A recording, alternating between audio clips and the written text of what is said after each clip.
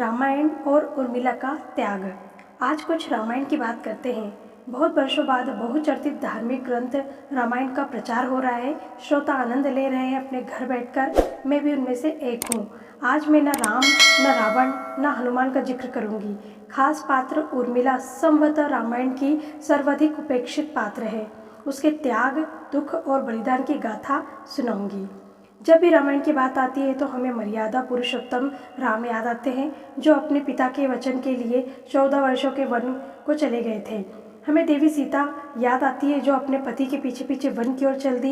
एक आदर्श भाई महापराक्रमी लक्ष्मण याद आते हैं, जिन्होंने श्री राम के लिए अपने जीवन का हर सुख त्याग दिया। भ्रातृ प्रेम की मिसाल भरत याद आते हैं, जिन्होंने अयोध्या में एक बनवासी सा जीवन बिताया। महाज्ञानी और विश्व विजेता रावण याद आता है, जो धर्म कर्म से पंडित होते हुए अनीति कर बैठा। महावीर हनुमान, कुंभकर्ण और मेघनाथ याद आते हैं, किंतु इन सभी मुख्य पात्रों के बीच हम लक्ष्मण की पत्नी उर्मिला को भूल जाते हैं। उसके दुख, त्याग और विरह वेदना को भूल जाते हैं, जबकि शायद उसने देवी सीता से भी अधिक दुख झेला है।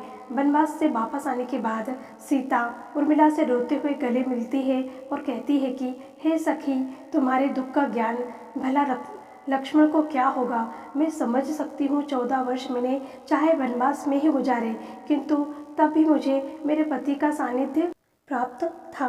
किंतु तुमने 14 वर्ष अपने पति के विरह में बिताए हैं, इसीलिए तुम्हारा त्याग मेरे त्याग से कहीं अधिक बड़ा है। उर्मिला जनकपुरी के राजा महाराज जनक और रानी सुनैना की द्वितीय पुत्र और सीता की छोटी बहन थी। जब श्री राम ने स्वयंवर जीतकर देवी सीता का वरण किया तो महर्षि विश्वामित्र के सुझाव पर महाराज जनक ने सीता के साथ अपनी दूसरी पुत्री उर्मिला का विवाह लक्ष्मण के साथ तथा अपने छोटे भाई क्षीरध्वज की पुत्रियों मांडवी और श्रुतिकीर्ति का विवाह क्रमशः भरत और शत्रुघ्न के साथ तय किया। चारों बहनें एक साथ ही जनकपुरी से अयोध्या आईं। लक्ष्मण और उर्मिला के अंगद और चंद्रकेतु नामक 2 पुत्र और सोमदा नाम की एक पुत्री हुए। वाल्मीकि रामायण में उन्हें रूप, गुण एवं तेज में सीता के समान ही कहा गया है, जिसने अल्प समय में ही अयोध्या में सभी का हृदय जीत लिया। जब श्री राम को वनवास हुआ तो उनके लाख समझाने के बाद भी देवी सीता उनके साथ चलने को तैयार हुई। उधर लक्ष्मण तो राम के प्राण ही थे, वे कैसे उनका साथ छोड़ सकते थे। इसीलिए वे भी वन चलने को तैयार हुए। जब उर्मिला को पता चला कि लक्ष्मण भी वन जाने को प्रस्तुत हैं, तब वे भी वल्कल वस्त्र धारण करके उनके पास आई और वन चलने का अनुरोध किया। इस पर लक्ष्मण ने कहा, उर्मिले, तुम मेरी दुविधा को समझने का प्रयास करो। मेरे वन जाने का उद्देश्य केवल इतना है कि मैं वहाँ भैया और भाभी की सेवा कर सकूं। तुम्हारे सानिध्य से मुझे सुख ही मिलेगा, किंतु तुम्हारे वहाँ रहने पर मैं अपने इस कर्तव्य का वहाँ पूरी तरह से पालन नहीं कर सकूँगा। अतः तुम्हें मेरी सौगंध है कि तुम यहीं रहकर वृद्ध माँ बाप की सेवा करो। इस पर उर्मिला रोते हुए कहती है कि आपने मुझे अपनी सौगंध दे दी है, तो अब मैं क्या कर सकती हूँ। किंतु मैं ये सत्य कहती हूँ कि 14 वर्षों के पश्चात जब आप वापस आएंगे तो मुझे जीवित नहीं देख पाएंगे। आपके विरह में इसी प्रकार रो रो कर मैं अपने प्राण त्याग दूंगी। तब लक्ष्मण फिर कहते हैं, प्रिय, अगर तुम इस प्रकार विलाप करोगी तो मैं किस प्रकार वन जा पाऊंगा। इसीलिए मैं तुम्हें एक और सौगंध देता हूँ कि मेरे लौट आने तक तुम किसी भी परिस्थिति में रोना मत। यही कारण था जब लक्ष्मण लौट कर आए तो उर्मिला कई दिनों तक रोती रही। वह 14 साल विरह की आग में जलती रही। आज वह कहर टूट पड़ा। देवी उर्मिला के भीतर का अंतर्द्वंद समझा जा सकता है। 14 वर्षों तक न केवल वो अपने पति के विरह में जलती रही, वरन अपने आंसुओं को भी रोक कर रखा।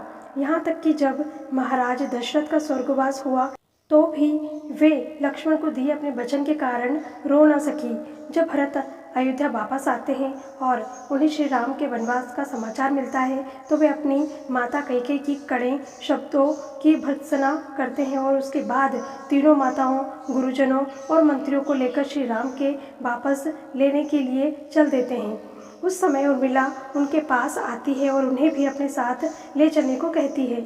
इस पर भरत उन्हें समझाते हुए कहते हैं कि उर्मिला, तुम इतना विचलित क्यों होती हो। तुम्हारा दुख मैं समझ सकता हूँ, किंतु तुम्हें यात्रा का कष्ट सहन करने की क्या आवश्यकता है। बस कुछ ही दिनों की बात है, मैं तुम्हारे पति लक्ष्मण को साथ लेकर ही लौटूंगा। मैंने ये निश्चय किया है कि भैया भाभी और लक्ष्मण को वापस लाने से मुझे विश्व की कोई भी शक्ति रोक नहीं सकती। अतः तुम अधीरता त्यागो और अपने पति के स्वागत की तैयारी करो।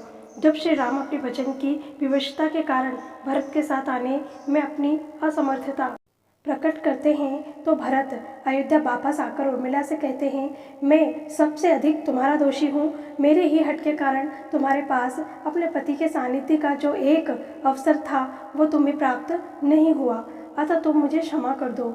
उर्मिला के विषय में उनकी निंदा बड़ी प्रसिद्ध है, जिसे उर्मिला निंद्रा कहा जाता है। अपने 14 वर्ष के वनवास में लक्ष्मण एक रात्रि के लिए भी नहीं सोए। जब निंद्रा देवी ने उनकी आंखों में प्रवेश किया तो उन्होंने निंद्रा को अपने बाणों से बांध दिया। जब निंद्रा देवी ने कहा कि उन्हें अपने हिस्से की निंद्रा किसी और को देनी होगी, तब लक्ष्मण ने अपनी निंद्रा उर्मिला को दे दी। इसीलिए कहते हैं कि लक्ष्मण वन में 14 वर्षों तक जागते रहे और उर्मिला अयोध्या में 14 वर्षों तक सोती रही।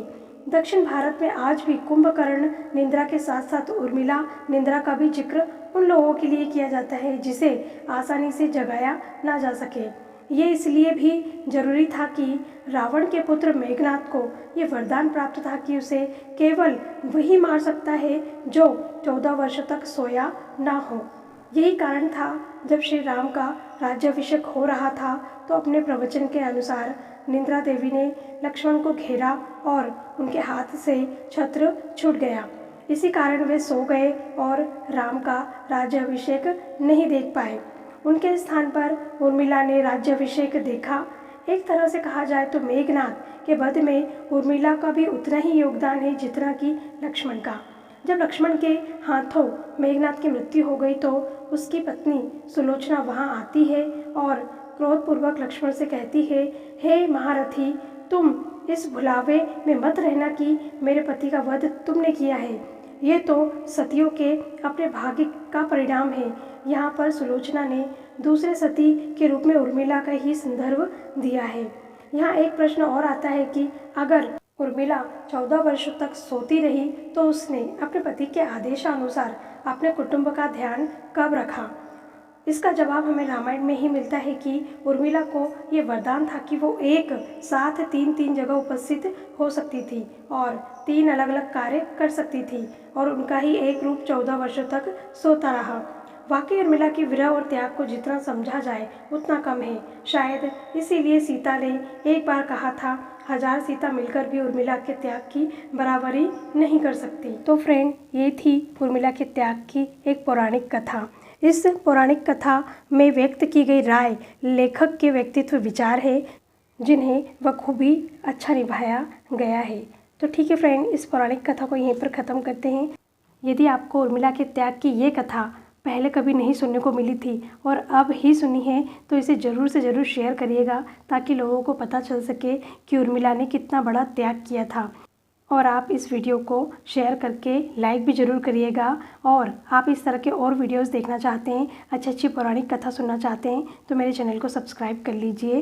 प्लीज़ मेरी थोड़ी सी मदद करिए। आप सभी के वीडियोस तो देखते हैं और ढेर सारे लाइक और व्यूज़ आते हैं, लेकिन मैं भी इसी तरह की कोशिश कर रही हूँ, तो प्लीज़ मुझे अप्रिसिएट कीजिए और मेरे चैनल को सब्सक्राइब कीजिए और ज़्यादा से ज़्यादा व्यूज़ आए इसलिए शेयर भी कीजिए। प्लीज़ मेरी थोड़ी सी मदद करिए क्योंकि मैं भी बहुत ज़्यादा मेहनत कर रही हूँ, तो प्लीज़ थोड़ी सी मेरी मदद कीजिए। बार बार कह रही हूँ, ज़रूर करिएगा। बहुत बहुत धन्यवाद। मिलते हैं नेक्स्ट वीडियो में।